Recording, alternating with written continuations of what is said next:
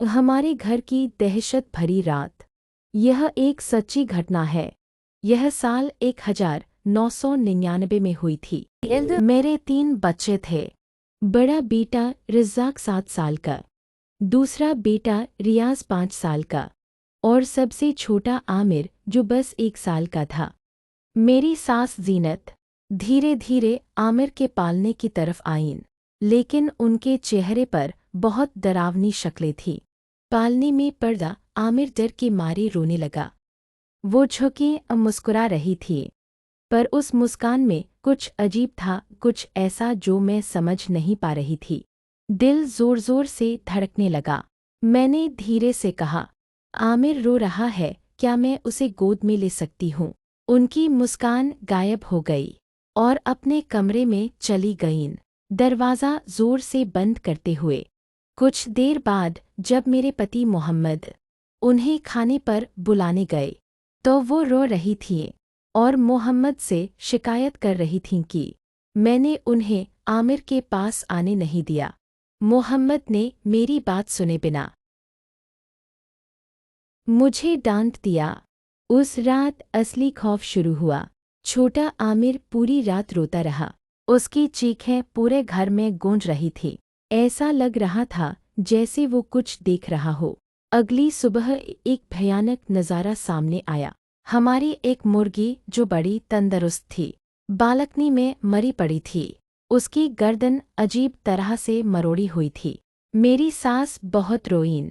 वो मुर्गियाँ उनके लिए बच्चों जैसी थी, लेकिन मेरे मन के अंदर मुझे लग रहा था कि सच्चाई इससे कहीं ज्यादा डरावनी है। ये किसी जानवर का काम नहीं था। कुछ और बहुत बुरा घर में हो रहा था। और फिर वो रात आई जिसने सब कुछ बदल दिया। करीब 2 बजे रात को मोहम्मद घर नहीं लौटे थे। मैं घबराकर अपनी सास के कमरे के दरवाजे पर गई। धीरे से खटखटाया, अम्मी आप अंदर हैं? पर दरवाज़ा नहीं खुला। चिंता में मैं सीढ़ियाँ चढ़कर छत पर चली गई और जो मैंने देखा, मेरी रगों में खून जम गया। वो थी मेरी अपनी सास। उनके हाथों में एक मुर्गी थी, चेहरा विकृत, बेहद डरावना। और फिर एक झटके में उन्होंने मुर्गी की गर्दन मरोड़ दी। मेरी आंखें फटी की फटी रह गईं। डर ने मुझे जकड़ लिया। मैं हिली तक नहीं। किसी तरह कमरे में लौट आई। पूरा माहौल तनाव से भरा था। मोहम्मद लौटे तो मैंने उन्हें सब बताया, पर उन्होंने यकीन नहीं किया। थोड़ी देर बाद मेरी सास अपने कमरे से रोती हुई बाहर आईं। वो चिल्ला रही थी, किसी ने दूसरी मुर्गी को भी मार दिया। मोहम्मद देखने गए। वो ऐसी तरह से रो रही थी कि मोहम्मद को मेरी बात पर भरोसा ही नहीं हुआ। मुझे लगा अब कुछ भी पहले जैसा नहीं रहेगा। उनकी आवाज़ धीमी और डरावनी होती गई। जब मेरे पति दूसरे कमरे में गए, तभी मैंने अचानक अपनी सांस में बदलाव देखा। उस गहरी, डरावनी आवाज़ में उन्होंने कहा, मैं तुम्हारी माँ को ले जाऊंगी।